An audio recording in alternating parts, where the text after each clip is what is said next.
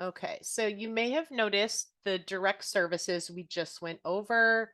When I click the service category drop-down menu, you will not see group services in here. You will see some services that can be provided as an individual or one-to-one service or as a group. Um, Economic, educational, employment assistance are examples of those, as is transportation. Maybe you have a van and you have 5 clients in your van. Um, but when you enter them here, it should be when it's just one-to-one, just for one client rather. So now we're going to enter group services. I'm just going to click services and go to group services. And when I go to the page, I can see previous group services that I've entered. I can search for these services by typing in any time period I'm interested in seeing. And again, we see the ranges drop down menu to allow me to quickly enter dates for commonly used time periods. So to add a group, I'm going to click the new group service button. And then here's the group service drop down menu. You see all the services that are available to provide as a group. I'm going to select adult group counseling. Number of sessions is almost always going to be one. We have informed providers that if it's helpful to them, they can group their sessions weekly, or if they provide multiple groups in a day, they could group them into one record. But most, I don't know of many that are doing that, although it is, you can certainly do that. And if you do that, that would increase your number of sessions. Maybe there's 2 or 3 that you're entering for one day. If you're entering your groups on a weekly basis, the challenge is when you get to the date part, you want to either, I would probably pick the last day of that week to represent the full week of your reporting period. And again, consistency is key. You don't want one person entering daily, whereas somebody else is entering weekly and another person monthly. That's going to make it really hard to look at your data and see what's really happening. So for this example, I'm going to keep it at 1. And I'm entering now the general information about the group. I'm not thinking about which clients are part of my group yet. I'm just entering general information about this group. It was one session for 90 minutes, so 1.5 hours. I'm going to say there were 5 attendees in my group, and I'm going to say that it's happening today, May 30th.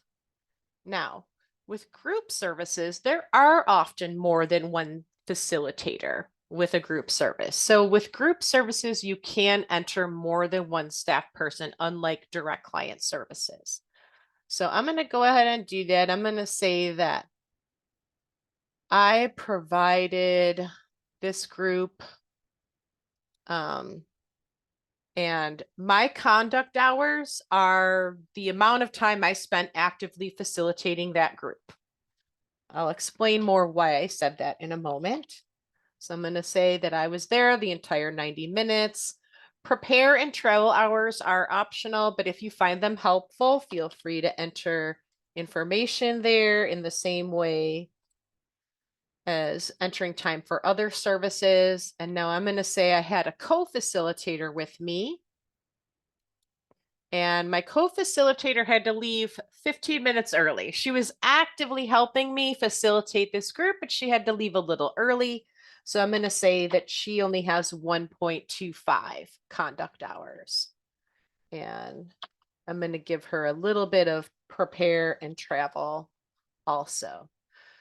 So that's it. I'm done entering the general information about the group. The only thing to do now is to bring my clients into the group. And this is a better way than having to add, if you have 5 clients in your group. Before, this was many years ago, but it used to be where if you had 5 clients in an adult group counseling, you had to go and enter that record as a service 5 times for each of those 5 clients. Now we can just enter general information about the group service and then bring the clients into that group, and it will automatically link. Now there's 2 ways to add your clients. You can add a new attendee by simply typing in the client's ID number. I'm going to pick my client I entered this morning. You want to make sure you enter the case number 2. If they only have one, there's going to be only one option. But if they have multiple, you want to select the latest case, assuming that it's a current service you're entering. And so that was just entering the client ID. I can also add clients by searching if that's easier for me. So I'm going to click Add Clients by Search. And this brings up a new window, and it by default will list all clients who had a group service within the last 90 days.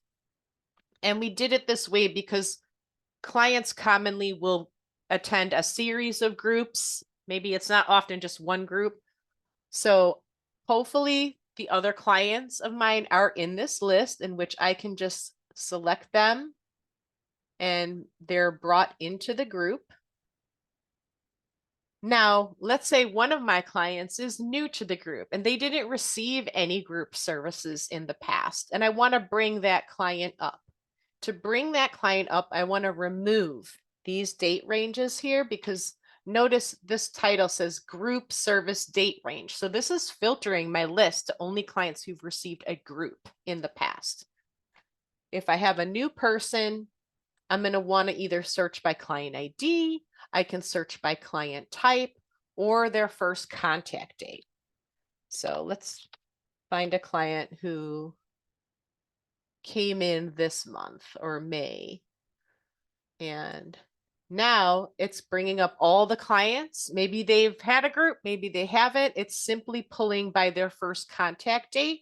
So now I can add another client.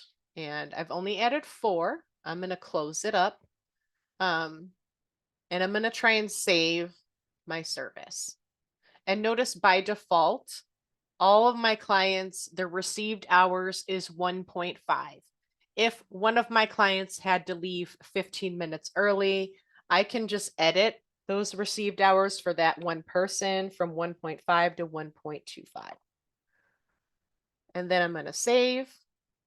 And it's warning me. It notices that I've only added 4 clients, but remember up here, I'm going to say no, I don't want to do this, because now I'm realizing, oh, I said there were 5 people or 5 attendees in this group, but I've only entered 4 clients. So I either made an error here or I needed to bring one more client in. So I'm going to add one more client. I'll just add another ICEJA client here and their case. And now I can save, and I don't get that flagged warning message again.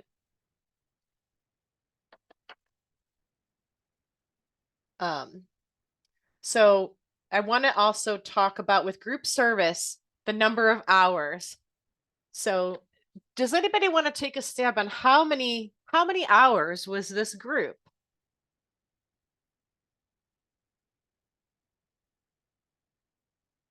I have 5 people. It was for 90 minutes.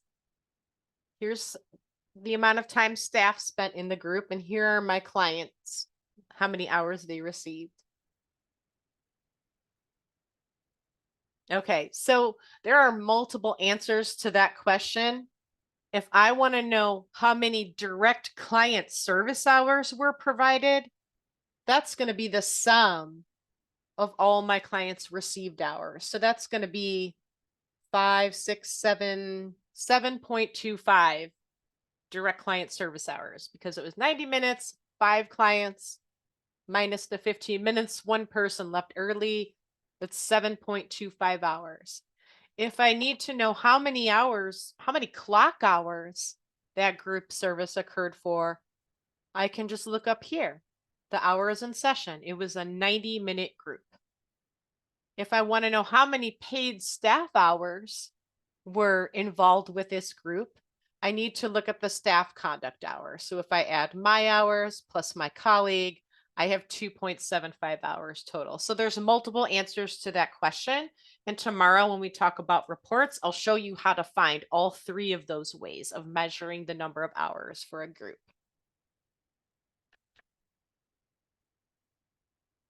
Okay, so this is all saved. So I'm going to go back to my search. I can see the adult group counseling session I just added. It is there, and I can search for groups that are existing records the same way I can with other services with the date and the ranges menu. And then I can, if I need to edit, I can click this edit button for any one of these services. I can change whatever I need to change, or maybe this staff was added accidentally. So I'm going to delete this person and I'm going to save. And I can delete the record entirely by clicking this button, the delete button. I'm going to leave it intact and just make an edit with that staff change. I'll go ahead and save. It's warning me that I'm removing a staff member. I'm going to say yes.